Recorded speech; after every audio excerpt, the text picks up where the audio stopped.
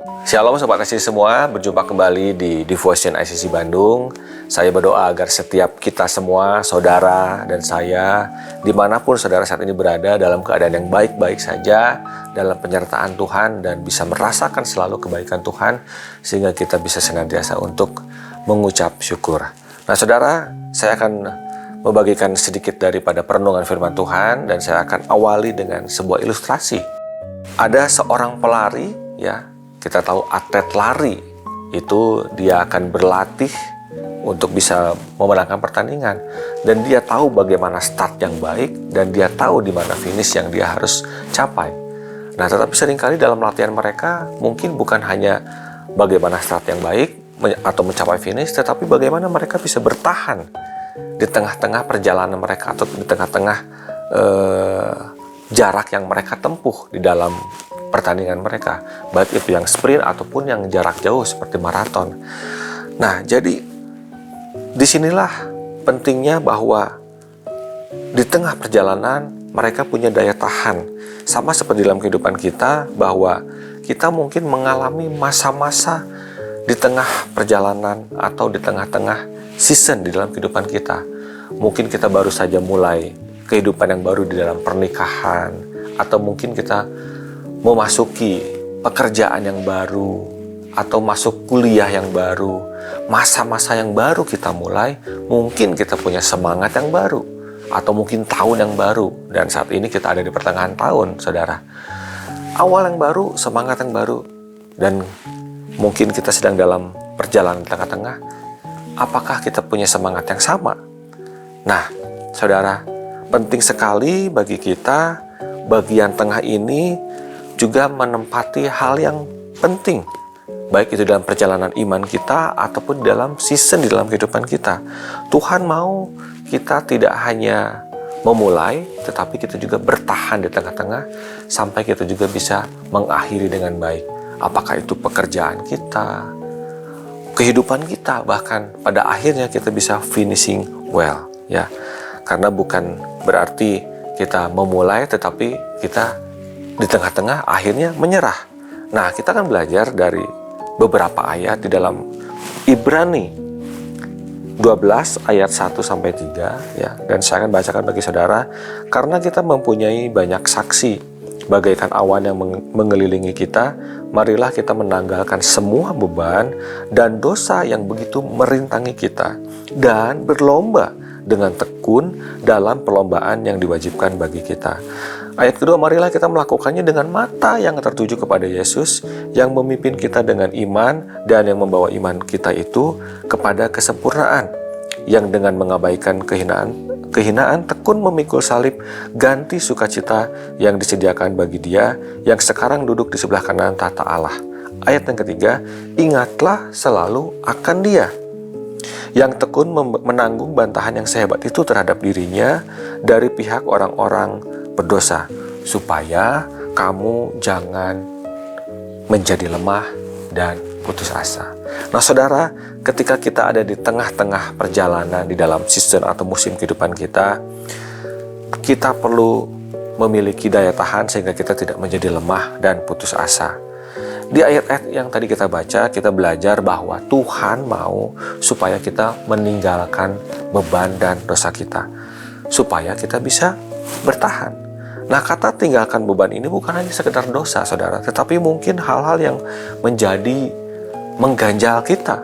Apakah itu kepahitan kita, rasa malu kita, kegagalan kita, sehingga kita berat ketika ada di tengah perjalanan.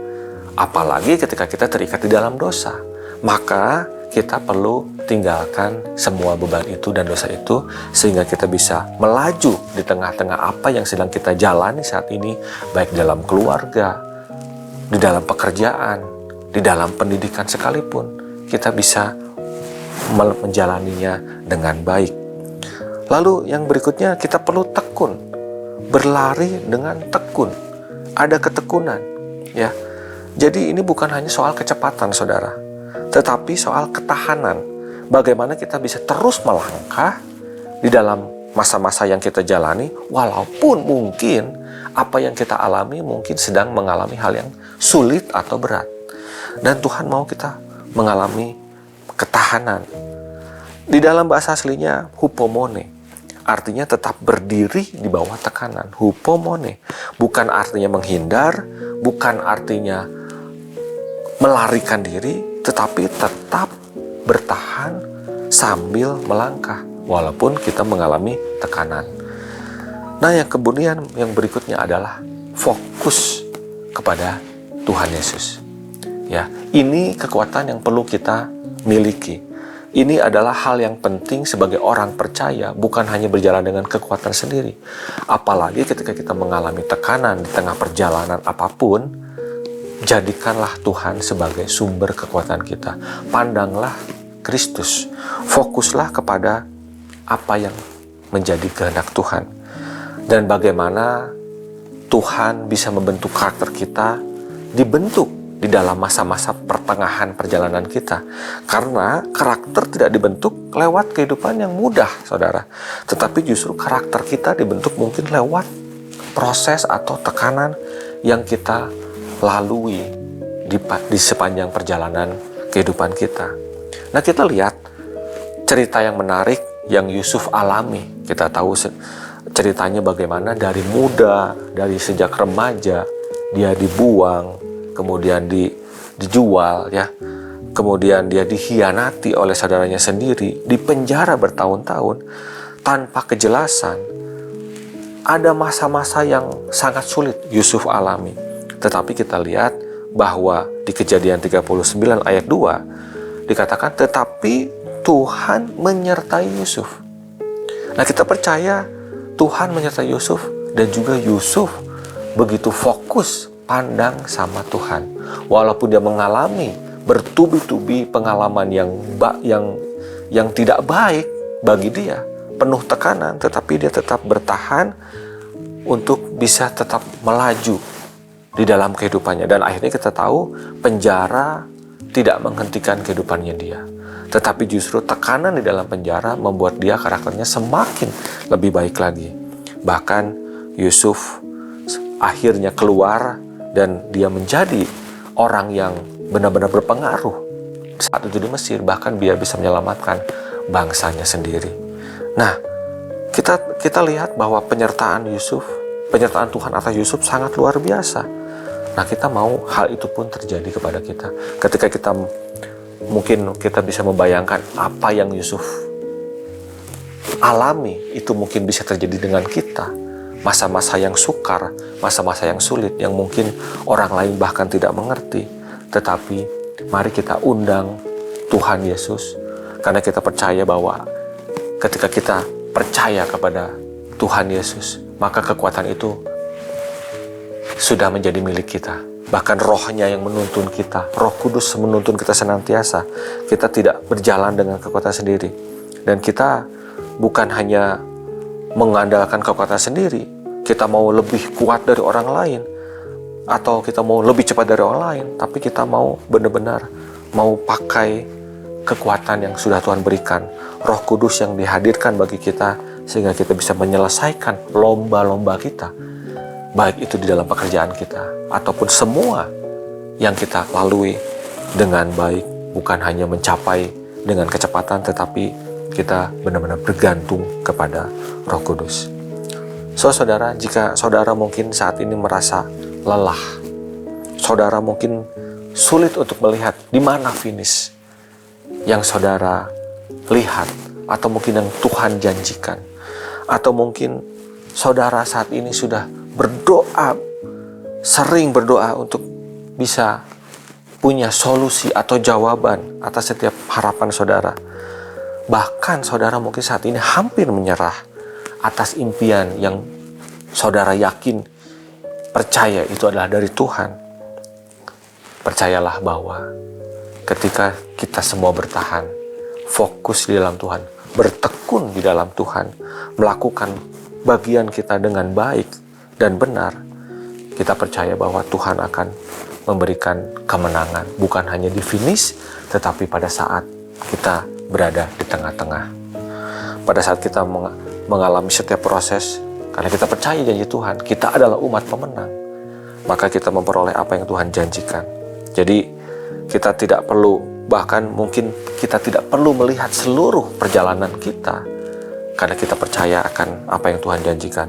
Tapi alihkanlah mata rohani kita kepada Tuhan Yesus, kepada sumber kekuatan. Dan jangan berhenti apapun yang saudara alami, karena ketika kita kuat ya di dalam Tuhan, maka semua apapun yang ada di hadapan kita, Tuhan akan sertai, Tuhan akan bantu kita untuk melewatinya. Roma 8 ayat 11 dikatakan demikian. Dan jika roh Dia yang telah membangkitkan Yesus dari antara orang mati diam di dalam kamu, maka Ia yang telah membangkitkan Kristus Yesus dari antara orang mati akan menghidupkan juga tubuhmu yang fana itu oleh rohnya yang diam di dalam kamu. Kita percaya roh Tuhan tinggal di dalam setiap kita. Dan saya akan tutup dengan ayat terakhir, Ibrani 10 ayat 35-36. Sebab itu janganlah kamu melepaskan kepercayaanmu, karena besar upah yang menantinya. Sebab kamu memerlukan ketekunan, supaya sesudah kamu melakukan kehendak Allah, kamu memperoleh apa yang dijanjikan itu. Ketekunan, maka kita akan bisa memperoleh apa yang Tuhan janjikan. Ketekunan di dalam Tuhan, kekuatan yang sudah Tuhan berikan, kita pakai itu supaya kita bisa bertekun di dalam Dia. Apapun pekerjaan saudara, pernikahan saudara, pergumulan apapun yang bahkan mungkin tidak bisa dipikirkan oleh manusia, tapi Tuhan bisa melihat itu. Mari kita berdoa. Bapa, kami mengucap syukur Tuhan, karena kami bisa melihat bahwa tangan Tuhan tetap bekerja atas kehidupan kami. Walaupun mungkin kami saat ini sedang ada di tengah-tengah perjalanan yang mungkin membuat kami putus asa, membuat kami lelah, bahkan kami mau berhenti Tuhan. Tetapi kami mau pandang lagi Kristus, dan kami tahu bahwa Engkau adalah sumber kekuatan kami, dan kami percaya Roh Kudus menuntun setiap langkah kami, memberikan kami kekuatan, penghiburan, memberikan kami damai sejahtera. Bahkan saat kami bingung, tidak tahu harus memutuskan apa, kami percaya bahwa hikmat-Mu menyertai kami, Bapa. Makasih Tuhan, bila kami menjadi pribadi-pribadi yang tidak hanya memulai sesuatu, tapi kami tetap menjadi pemenang bahkan di tengah-tengah perjalanan kami, karena Tuhan bersama dengan kami. Terima kasih Bapa, di dalam nama Tuhan Yesus kami berdoa dan mengucap syukur. Amin. Baik saudara, sampai berjumpa di devosi berikutnya. Tuhan Yesus memberkati.